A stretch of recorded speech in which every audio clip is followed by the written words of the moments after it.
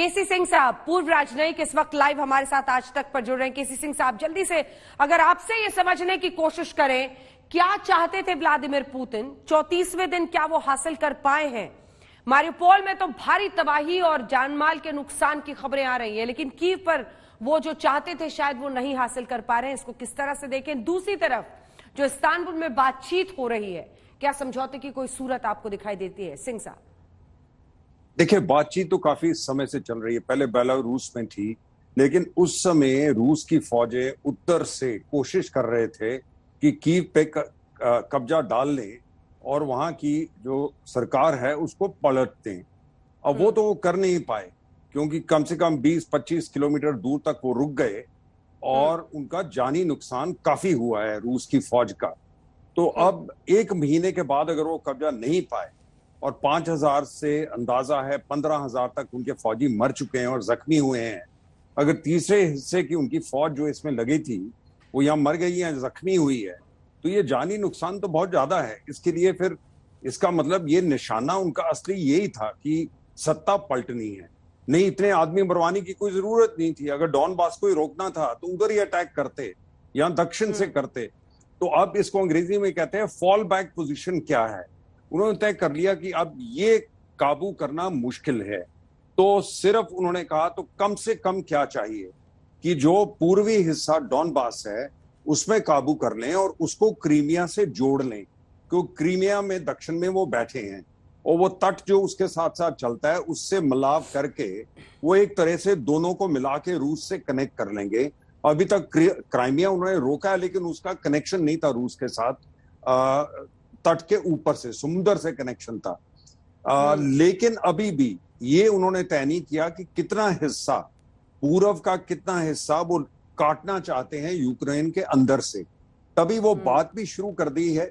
Ukraine, उन्होंने ये कहा है कि ठीक है, कीव पे अटैक नहीं करेंगे, जहां राष्ट्रपति बैठे हैं उस पे नहीं करेंगे, लेकिन बात के साथ साथ अभी लड़ाई भी थोड़ा टाइम चलती रहेगी, क्योंकि जो उनकी कम से कम वो लेना चाहते हैं, अभी वो उस पे पूरा कंट्रोल नहीं आया उनका, दक्षिण में और पूरब में।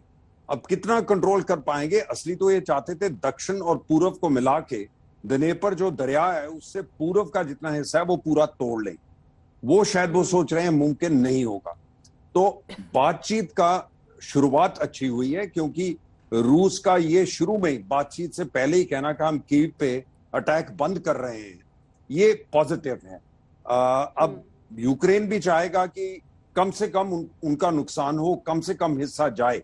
तो ये बातचीत अभी चलती रहेगी। मेरे को लगता है लड़ाई भी कुछ हिस्सों में, अब पूरी लड़ाई, पूरा लड़ाई नहीं होगी, लेकिन कुछ हिस्सों में दक्षिण और पूरब में ये लड़ाई अभी चलती रहेगी, जहां कोशिश की जाएगी, यूक्रेन कोशिश करेगा कम से कम हिस्सा जाए और रूस कोशिश करेगा ज्यादा से ज्यादा वो काबू कर लें, ताकि पुतिन कुछ तो दिखा पाए कि इतने फौजी मरे हैं तो उसका क्या फायदा हुआ है रूस को।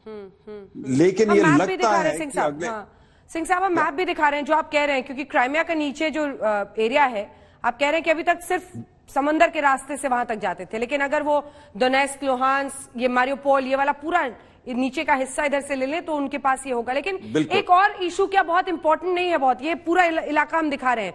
देखिए, अगर हमारे दर्शक समझेंगे, ये पूरा हिस्सा जो आप इधर लाल में देख रहे हैं, क्रिमिया नीचे है। अगर हम बग हटाएंगे तब क्रिमिया का हिस्सा दिखेगा, बग हटाइएगा तो नीचे क्रिमिया दिखेगा आपको। क्रिमिया है, उसके ऊपर ये खेरसन, ये वाला, ये जो पूरा लाल नीचे आप हिस्सा देख रहे हैं, इधर क्रिमिया है, Kherson, Mariupol, Donetsk, Luhansk, Kharkiv. ये खार्किव भी अब मुझे लगता है शायद बाहर ही रखिए। ये लुहांस्क, डोनेस्क, मारियोपोल, खेरसन और नीचे क्रिमिया, ये पूरा हिस्सा रूस लेना चाहता है।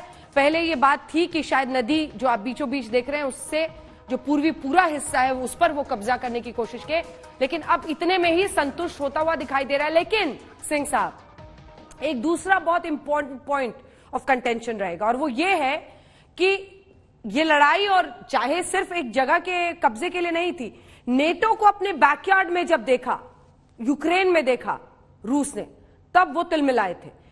इस पर एक बड़ा कमिटमेंट वो ज़ेलेंस्की से लेंगे कि नेटो वाला सपना छोड़ दो।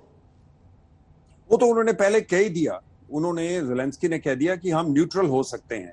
उन्होंने सिर्फ ये कहा है कि हम कोई अपना हिस्सा नहीं छोड़ेंगे, हम अपनी जमीन नहीं छोड़ेंगे, हम क्राइमिया। वो नेगोशिएटिंग टैक्टिक है।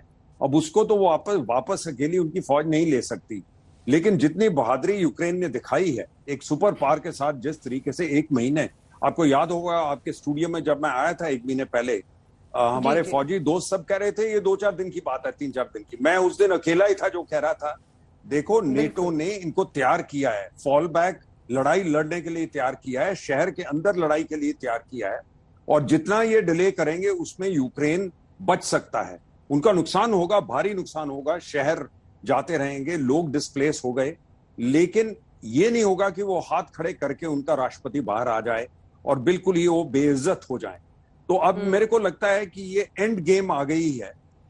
लड़ाई कुछ समय चलती रहेगी, कुछ एरियाज में, कुछ क्षेत्र में चलती रहेगी, लेकिन ये बातचीत के साथ अब सिर्फ इतना ही रह गया कितना हिस्सा रूस तोड़ पाएगा। बिल्कुल। बहुत धन्यवाद केसी सिंह साहब।